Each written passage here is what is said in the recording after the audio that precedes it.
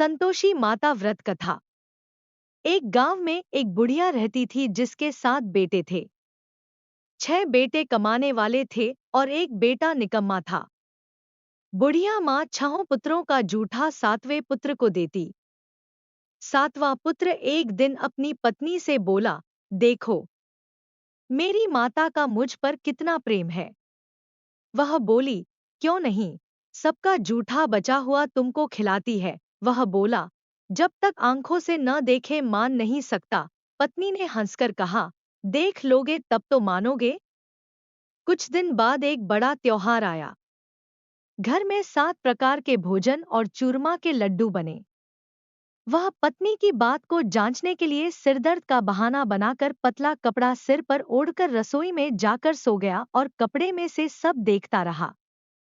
6 भाई भोजन करने आए। उसने देखा, माँ ने उनके लिए सुंदर सुंदर आसन बिछाए, 7 प्रकार की रसोई परोसी और आग्रह कर करके उन्हें भोजन कराती रही। वह देखता रहा। 6 भाई भोजन कर उठ गए तब माँ ने उनकी 5 थालियों में से लड्डुओं के टुकड़ों को उठाया और एक लड्डू बनाया। जूठन साफ कर माँ ने उसे पुकारा, उठ बेटा, उठ। तेरे भाइयों ने भोजन कर लिया, तू भी उठकर भोजन कर ले। उसने कहा, माँ, मुझे भोजन नहीं करना, मैं परदेश जा रहा हूँ। माता ने कहा, कल जाना हो तो आज ही जा। वह बोला, हाँ हाँ, जा रहा हूँ। यह कहकर वह घर से निकल गया।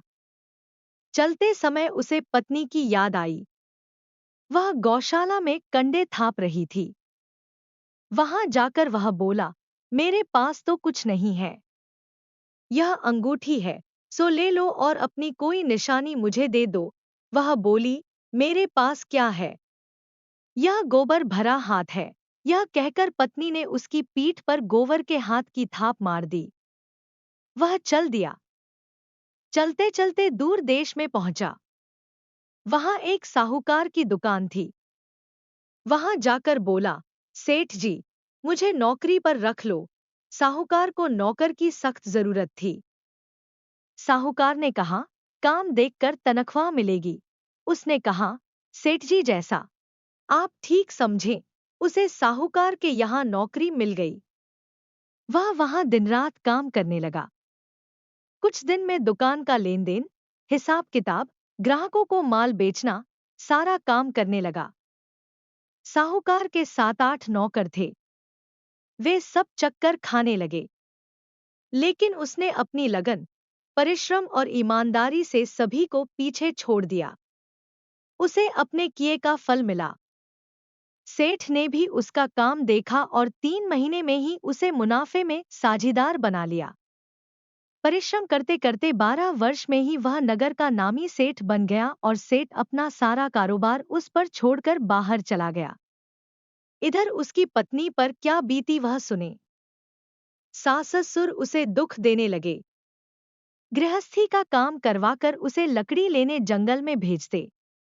इस बीच घर की रोटियों के आटे से जो भूसी निकलती, उसकी रोटी बनाकर रख दी जाती और फूटे नारियल की नरेली में पानी दिया जाता। इस तरह दिन बीतते रहे। एक दिन वह जब जंगल में लकड़ी लेने जा नहीं थी तब उसे रास्ते में बहुत सी स्त्रियां संतोषी माता का व्रत करती दिखाई दी।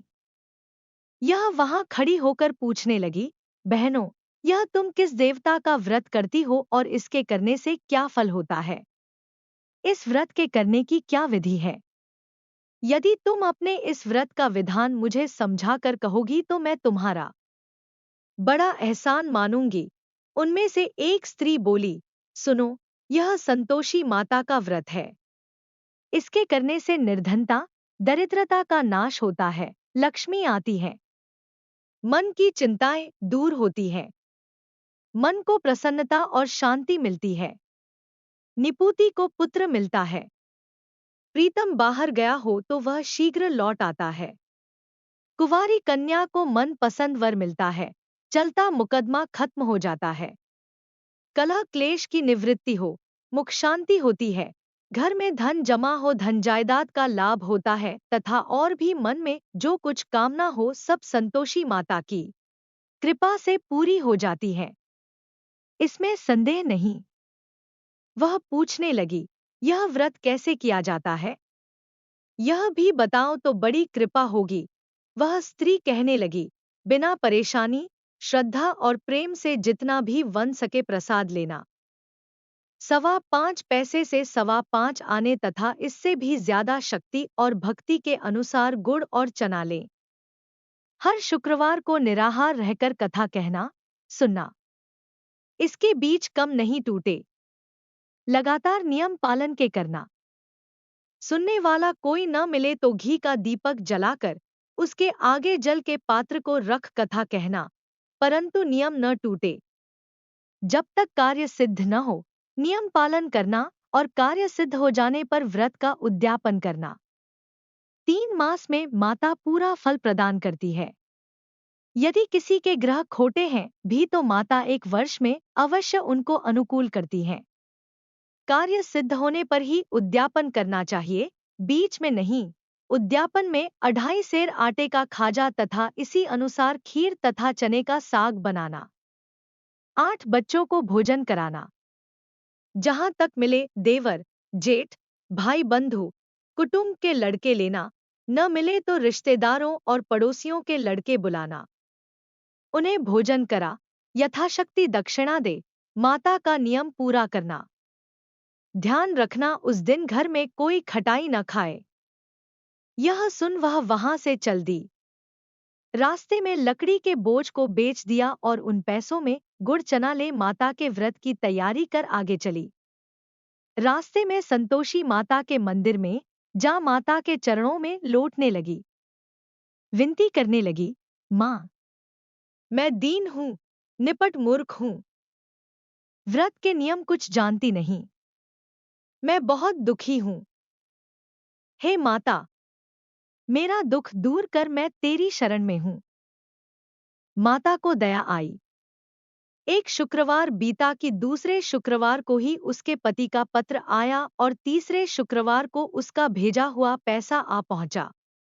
यह देखकर जेठानी मुंह सिकोड़ने लगी, इतने दिनों बाद इतना पैसा आया, इसमें क्या बड़ाई है? लड़के ताने देने लगे, काकी के पास अब पत्र आने लगे, रुपया आने लगा, अब तो काकी की खातिर बढ़ेगी, अब तो काकी बुलाने से भी नहीं बोलेगी। बेचारी सलता से कहती, भैया पत्र आए, रुपया आए तो हम सबके लिए अच्छा है। ऐसा कहकर आंखों में आंसू भरकर संतोषी माता के मंदिर में जा मातेश्वरी के चरणों में गिरकर रोने लगी। माँ, मैंने तुमसे पैसा नहीं मांगा, मुझे पैसे से क्या काम, मुझे तो अपने सुहाग से काम है। मैं तो अपने स्वामी के दर्शन और सेवा मांगती। तब माता ने प्रसन्न होकर कहा, जा बेटी, तेरा स्वामी जल्दी ही आएगा। यह सुन खुशी से बावली हो वह घर आकर काम करने लगी। संतोषी माँ विचार करने लगी, इस भोली पुत्री से मैंने कह तो दिया कि तेरा पति शीघ्र आएगा, पर आएगा कहाँ से? वह तो इसे स्वप्न में भी याद नहीं करता। उसे इसकी याद दिलाने तो मुझे ही जाना पड़ेगा। संतोषी माता ने उस बुढ़िया के बेटे को स्वप्न में समझाया, पुत्र, तेरी घरवाली कष्ट उठा पाँच रही है। यह बोला, हाँ माता, यह तो मुझे भी मालूम है, परंतु क्या करूं, वहां कैसे जाऊं? परदेश की बात है, लेन देन का सारा हिसाब किताब है, कोई जाने का रास्ता नजर नहीं आता। आप ही कोई राह दिखाएं कि वहां कैसे जाऊं? माँ कहने लगी, सवेरे नहा धोकर संतोषी माता का नाम ले, घी का दीपक जला दंडवत कर और दुकान पर जा बैठना। देखते देखते तेरा लेन देन चुक जाएगा, जमा माल बिक जाएगा, सांझ होते होते धन का ढेर लग जाएगा। वह अगले दिन सुबह बहुत जल्दी उठा। उसने अपने मित्र बंधुओं परिचितों से स्वप्न में माता द्वारा कही गई बात कह सुनाई। वे सब उसकी बात सुनकर उसकी खिल्ली उड़ाने लगे। वे कहने लगे कि कहीं कभी सपने की बात भी सच्ची होती है। एक बूढ़ा व्यक्ति बहुत समझदार था। वह बोला, देखो भाई, मेरी बात मानो, इस तरह सांच या झूठ कहने के बदले देवता ने जैसा कहा है वैसा ही करना। तेरा क्या जाता है। बूढ़े की बात मानकर नहा धोकर उसने संतोषी माता को प्रणाम किया। फिर भी का दीपक जलाकर दुकान पर जा बैठा। शाम तक धन का ढेर लग गया। वह हैरान हुआ। मन में संतोषी माता का नाम ले प्रसन्न हो घर जाने के वास्ते गहना, कपड़ा व सामान खरीदने लगा। सब काम से निपट अपने घर को रवाना हुआ। उधर उसको पत्नी जंगल में लकड़ी लेने गई। लौटते वक्त थक जाने के कारण संतोषी माता के मंदिर पर विश्राम करने बैठ गई। यह तो उसका रोज रुकने का स्थान था। धूल उड़ती देख उसने माता पूछा, हे माता, यह धूल कैसी उड़ रही है। माँ ने कहा, हे पुत्री, तेरा पति आ रहा है।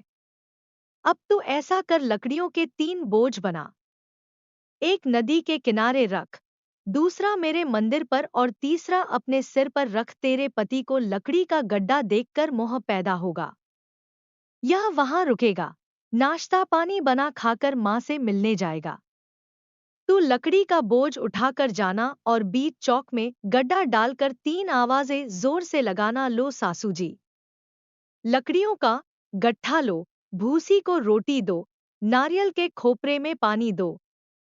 आज कौन मेहमान आया है। संतोषी माँ की बात सुनकर वह बहुत अच्छा माँ कहकर प्रसन्न मन से लकड़ियों के 3 बोझ बना लाई। एक नदी के तट पर, दूसरा माता के मंदिर पर रखा। इतने में ही मुसाफिर वहां आ पहुंचा। सूखी लकड़ी देख उसको इच्छा हुई कि अब यहीं विश्राम कर ले और भोजन बनाकर खा पीकर गांव चले। इस प्रकार भोजन कर विश्राम कर वह अपने गांव में आ गया। उसी समय बहू सिर पर लकड़ी का गड्ढा लिए आई। उसने गड्ढा को आंगन में डाल जोर से 3 आवाजें दी, लो सासू जी, लकड़ी का गड्ढा लो, भूसी की रोटी दो, नारियल के खोपर में पानी दो। आज कौन मेहमान आया है। यह सुनकर सास ने अपने दिए हुए कष्टों को भुलाने के लिए कहा, बहू, तू ऐसा क्यों कहती है। तेरा मालिक ही तो आया है। बैठ, मीठा भात खाकर कपड़े गहने पहन। पत्नी की आवाज सुनकर उसका स्वामी बाहर आया और उसके हाथ में पहनी अंगूठी देख व्याकुल हो गया। उसने माँ से पूछा, मान, यह कौन है। माँ बोली, बेट, तेरी पत्नी है। आज 12 वर्ष हो गए हैं जब से तू गया है। तब से सारे गांव में जानवर की तरह भटकती फिरती है। कामकाज कुछ करती नहीं, 4 समय आकर खा जाती है। अब मुझे देखकर भूसी की रोटी और नारियल के खापरे में पानी मांगती है। वह बोला, माँ, मैंने इसे भी देखा है और तुम्हें भी। मुझे दूसरे घर की चाबी दो, मैं उसमें रहूंगा। ठीक है बेटा, जैसी तेरी मर्जी, कहकर माँ ने चाबी का गुच्छा बेटे के सामने रख दिया। उसने दूसरे घर को खोलकर सारा सामान जमाया। एक ही दिन में वहां राजा के महल जैसा ठाट-बाट बन गया। अब क्या था, वह सुख भोगने लगी। अगला शुक्रवार उसने पति से कहा, मुझे संतोषी मात का उद्यापन करना है। पति बोला, बहुत अच्छा, खुशी से कर लो। वह उद्यापन की तैयारी करने लगी। जेठ के लड़कों को भोजन के लिए कहने गई। उन्होंने मंजूर किया, परंतु पीछे से जेठानी ने अपने बच्चों को सिखलाया, देखो रे, भोजन के समय सब लोग खटाई मांगना, जिससे उसका उद्यापन पूरा न हो। लड़के भोजन करने आए।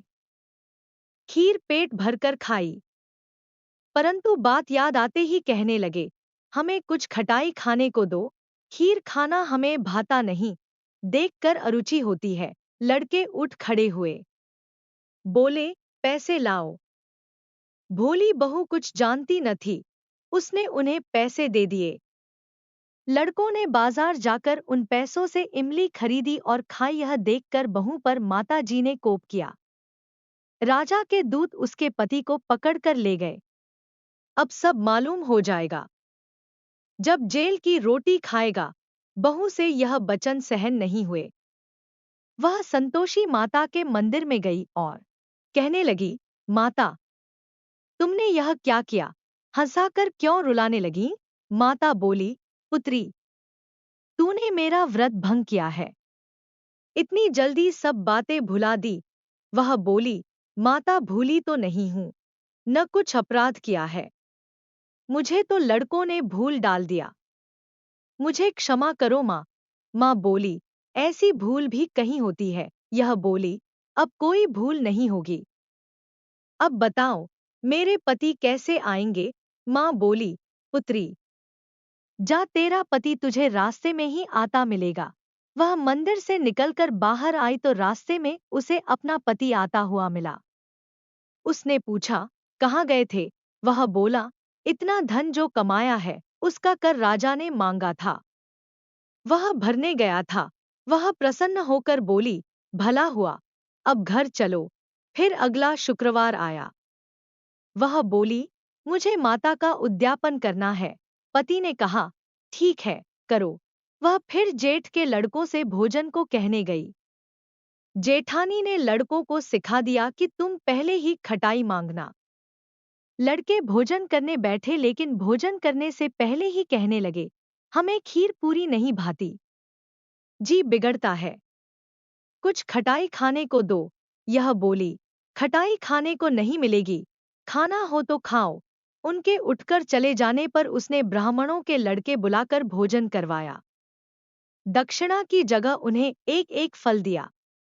इससे संतोषी माता प्रसन्न हो गई। माता की कृपा से 9 माह बाद उसको चंद्रमा के समान एक सुंदर पुत्र प्राप्त हुआ। पुत्र को लेकर वह प्रतिदिन संतोषी माता के मंदिर में जाने लगी। माँ ने सोचा कि यह रोज आती है, आज क्यों न मैं ही इसके घर चलूं, इसका आसरा देखूं तो सही। यह विचार कर माता ने भयानक रूप बनाया। गुड़ और चने से सना मुख, ऊपर से मुंड के समान होंठ, उस पर मक्खियां भिन-भिना रही थी। दहलीज में पैर रखते ही उसकी सास चिल्लाई, देखो रे, कोई चुड़ैल डाकिनी चली आ रही, लड़को, इसे भगाओ, नहीं तो सबको खा जाएगी। बहू रोशनदान से देख रही थी। वही प्रसन्न हो उठी, आज मेरी माता मेरे घर आई है। यह कहकर दूध पीते बच्चे को गोद उतार दिया। इस पर उसको सास गोद में भरकर बोली, अरे रान, इसे देखकर कैसी उतावली हुई है, जो बच्चे को पटक दिया। इतने में माँ के प्रताप से जहां देखो वहां लड़के ही लड़के नजर आने लगे। यह बोली, माँ जी, मैं जिनका व्रत करती हूँ, यह वही संतोषी माता है। इतना कह उसने झट से घर के सारे किवाड़ खोल दिए। सबने माता के चरण पकड़ लिए और विनती कर कहने लगे, हे माता, हम मूर्ख हैं, अज्ञानी हैं, तुम्हारे व्रत की विधि हम नहीं जानते, तुम्हारा व्रत भंग कर हमने बड़ा अपराध किया है। हे माता, आप हमारे अपराधों को क्षमा करो। इस प्रकार बार बार कहने पर संतोषी मात प्रसन्न हुई। इसके बाद उसकी सास कहने लगी, हे संतोषी माता, आपने बहू को जैसा फल दिया वैसा सबको देना। जो यह कथा सुने या पढ़े उसका मनोरथ पूर्ण हो,